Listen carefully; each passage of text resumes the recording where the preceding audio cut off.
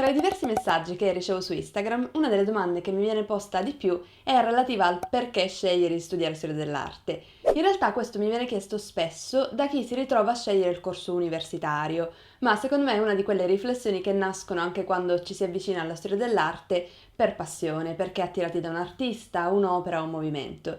Per questo motivo ho deciso di mettere insieme 9 ragioni per studiare storia dell'arte in università o solo per passione. La prima ragione che mi viene in mente è assolutamente pratica. Chiunque sia già appassionato di arte, se vuole lavorare nel mondo dell'arte, deve conoscerne la storia.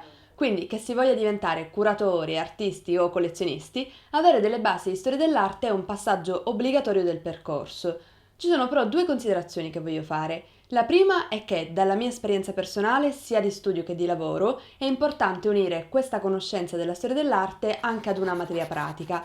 Ad esempio, se si desidera diventare artisti, bisogna conoscere i propri strumenti di lavoro. Per i curatori bisogna conoscere le nozioni di base di museologia e di allestimento e via dicendo. La seconda è che per quanto sia necessario specializzarsi in uno specifico settore dell'arte o in un periodo storico, e io lo raccomando sempre, bisogna anche conoscere tutto ciò che è accaduto nell'arte prima e dopo quel periodo specifico, per comprendere le cause e le conseguenze di certe scelte artistiche. La seconda ragione è strettamente legata alla prima e mi fa rimanere nell'ambito lavorativo. Non tutti coloro che studiano storia dell'arte decidono poi di lavorare in una galleria, in un museo o in uno spazio espositivo. Probabilmente sono molte di più le carriere e le possibilità al di fuori di questi luoghi dell'arte, ma comunque legate all'arte, al design, alla moda o al cinema. Ad esempio, molti si ritrovano a lavorare in aziende private, nell'editoria, nei trasporti delle opere.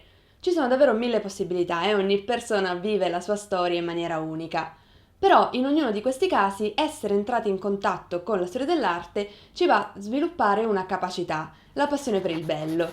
Vi faccio un esempio personale. Non sempre nel mio lavoro si parla solo di arredamento e di opere d'arte. Molto spesso ci sono da strutturare proiezioni, analisi di budget e presentazioni di costi. Si potrebbe pensare che quelle cose sia meglio lasciarle fare a chi di numeri se ne intende molto più di me nel mio team, e invece spesso io mi diverto a creare queste presentazioni perché voglio renderle più semplici da comprendere, più belle da vedere oppure più interessanti da capire.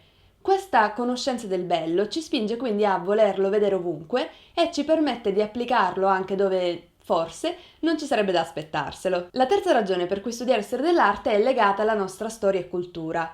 Non importa che si tratti di un graffito in una caverna, di una miniatura medievale, oppure di un affresco rinascimentale o di un taglio. L'arte è la forma di espressione secondo me per eccellenza. Si tratta di un linguaggio personale ed unico e al tempo stesso però universale.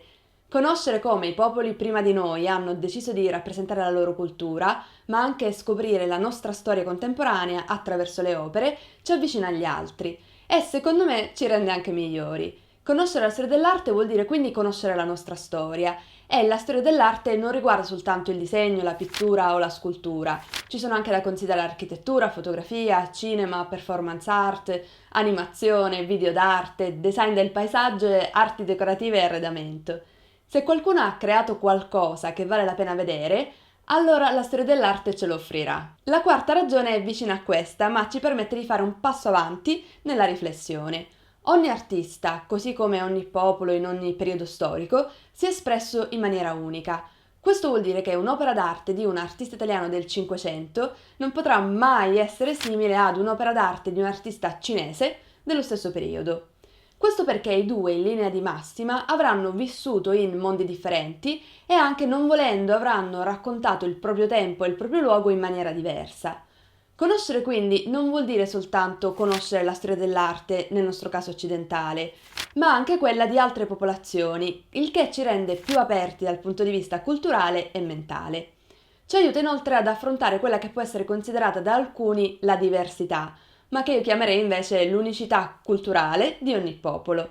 In questo modo si impara anche più facilmente ad osservare e a non guardare o giudicare culture e storie dell'arte differenti dalla nostra, che hanno e avranno sempre la loro dignità e che vanno conosciute e rispettate. Studiare storia dell'arte poi aiuta nello sviluppo di un altro superpotere, come mi piace immaginarlo e chiamarlo, e così arrivo alla mia quinta ragione. Sto parlando dell'occhio critico. Come tutti i superpoteri bisogna utilizzarlo per fare del bene. Purtroppo la definizione stessa della parola critica ha spinto molti storici dell'arte e critici del passato a utilizzare il loro occhio critico, allenato da anni e anni di ricerca, per giudicare non sempre positivamente artisti e movimenti, soprattutto a loro contemporanei. L'occhio critico invece è la nostra arma. Se allenato ci aiuta a capire se un'opera d'arte appartiene ad un certo periodo storico, se al suo interno ci sono dei simboli specifici, se l'artista vuole lanciare un messaggio in particolare. Ci serve quindi ad analizzare l'opera. Per questo mi piace pensare in questo caso alla parola critica come sinonimo di analisi, di espressione di un giudizio storico non distruttivo. Nessuno vieta di dire che qualcosa non ci piace, ma bisogna allenare così tanto il proprio occhio critico attraverso lo studio della storia dell'arte da sapere anche trovare una giustificazione per quella storpiatura del naso davanti l'opera. Inoltre il mondo intorno a noi sta diventando sempre più visuale e sempre meno testuale. Ci spostiamo di più da una nazione all'altra, cominciamo ad avere dei punti di riferimento internazionali e non sono più locali, quindi allenare l'occhio critico vuol dire, secondo me oggi, sapere vivere nel mondo delle immagini con più facilità. Per via del fatto che siamo spesso circondati da varie forme di arte, alcune opere a volte suscitano emozioni fortissime, di attrazione, di disgusto o addirittura di paura per certi versi. L'arte è una forma di espressione e quindi il suo scopo è, per lo più, quello di lanciare un messaggio, un'opinione o un parere. Un altro motivo per studiare storia dell'arte allora diventa quello di essere in grado di conoscere se stessi e le emozioni che proviamo, oltre a quello di scoprirne di nuove. Più saranno le opere con cui entreremo in contatto, di qualsiasi periodo storico o culturale, più saranno le volte in cui, con mente aperta, ci metteremo in gioco e ascolteremo le nostre sensazioni e in più impareremo con il tempo a conoscere noi stessi e le nostre emozioni. E questo esercizio ci aiuterà di sicuro anche nella vita quotidiana personale. La storia dell'arte poi può diventare in alcuni momenti della nostra vita una sorta di rifugio e questo è un altro dei motivi per cui conoscerla. Per chi è appassionato è innegabile che l'idea di un giro nel museo di una città che scopriamo per la prima volta, di un tè con un libro sulle donne dell'arte o di un video legato ad un'opera che ci suscita le più forti emozioni, può essere non solo un passatempo, ma anche un modo per ricaricare le batterie e rigenerarsi. Ognuno di noi è diverso e giustamente spende il proprio tempo libero e ricarica le proprie energie in maniera differente.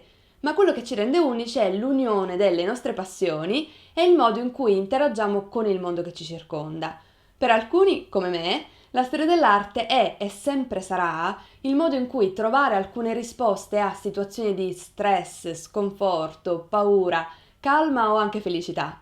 E ultimamente ce n'è stato anche un po' più di bisogno. Ma la mia filosofia è che non bisogna mai essere troppo negativi e farsi abbattere neanche nelle situazioni più assurde. E per questa ragione mi è venuto in mente l'ottavo motivo per cui studiare storia dell'arte. L'arte in tutte le sue forme nella storia è sempre stata la risposta di un individuo o di una società ad un evento. È non solo una forma di espressione, ma a volte anche la soluzione ad un problema. Pensiamo a Leonardo e al suo essere un genio anche nel voler innovare la tecnica, non soltanto i contenuti. Doveva risolvere un problema. Oppure pensiamo alle prime costruzioni architettoniche in acciaio e vetro, come il Crystal Palace del 1800. Sono tutte soluzioni nate da problemi, o se non lo sono, comunque l'artista avrà di certo dovuto affrontare dei problemi personali, tecnici, metodologici o filosofici nella costruzione dell'opera, perché creare vuol dire sfidare se stessi e quindi risolvere dei problemi. Studiare storia dell'arte aiuta, secondo me, ad imparare a risolvere questi problemi. Arrivo così all'ultimo motivo per cui io continuo a studiare storia dell'arte e a incuriosirmi davanti a ogni nuova forma di espressione, ed è viaggiare. Studiare storia dell'arte per me non vuol dire soltanto aprire un libro e leggere un capitolo su un movimento o su un artista. Non nego che ci sia stato un periodo, soprattutto in università, in cui era per lo più questo. Oggi però per me studiare storia dell'arte vuol dire viaggiare e scoprire il mondo che mi circonda. Avere la possibilità di mettere il naso fuori casa e scoprire un posto nuovo vuol dire mettersi in gioco e per me è il modo migliore per scoprirne di più ed è sicuramente il modo per dedicare il mio viaggio a musei, fiere, mostre e gallerie. Non dico che debba esserlo per tutti, ma per me è il modo unico e personale di godermi il viaggio, di scoprire e ricaricare le energie. Oltre al fatto che fa sempre piacere rendersi disponibili e fare da piccola guida turistica per amici e parenti in viaggio con noi. Questi 9 sono ovviamente solo alcuni dei motivi per cui secondo me è importante studiare storia dell'arte. Li considererei più motivi personali, che penso possano essere comuni a molti di voi, che dei motivi in assoluto. Quindi fatemi sapere nei commenti come mai voi amate e studiate la storia dell'arte e sarò felice di scoprire le vostre ragioni. E se il video ti è piaciuto lascia un like e iscriviti al canale per non perdere i prossimi video legati a storia dell'arte, viaggi e mercato. Inoltre ti consiglio di dare un'occhiata ai video sul mio percorso di studio o a quello sulle 20 professioni nel mondo dell'arte. Grazie e alla prossima!